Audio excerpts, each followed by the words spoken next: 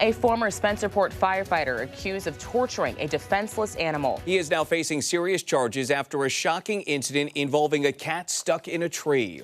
Douglas McPherson is no longer a member of the Spencerport Fire District. He's now charged with torturing and injuring an animal. Good afternoon. I'm Karen Edwards. I'm Matt Malloy. The disturbing charges come in the wake of a cat's death. Authorities allege McPherson used a high-pressure hose to knock the cat down out of a tree last year. The animal did not survive. 13 WHAM's Christian Garzone brings us these new developments in the case. Christian, good evening. Yeah, good evening. These charges coming right from the Humane Society of Greater Rochester's law enforcement wing. They say if convicted, McPherson could be facing fines and up to a year in jail.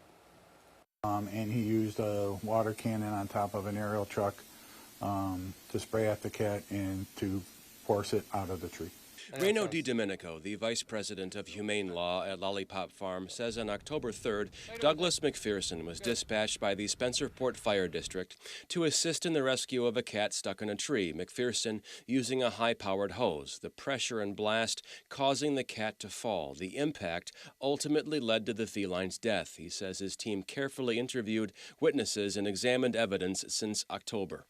He's been charged with torturing and injuring animals, which is a misdemeanor offense. Of course, the maximum penalty are $1,000 fine and up to a year in jail. Back in October, the Spencerport fire chief condemned the methods McPherson used, saying the tactics employed to remove the cat from the tree did not reflect the standards, values, or mission of the Spencerport Fire District.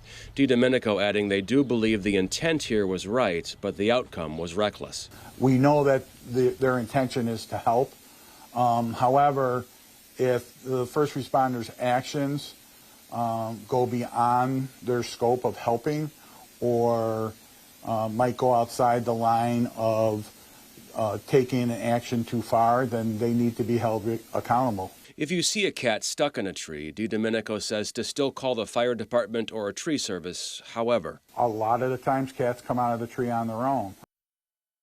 in a statement, the Spencerport Fire District said in part, we have revised our standard operating guidelines and implemented additional training for all personnel to ensure appropriate tactics are used in similar situations moving forward. The chief would not go into more details on McPherson here.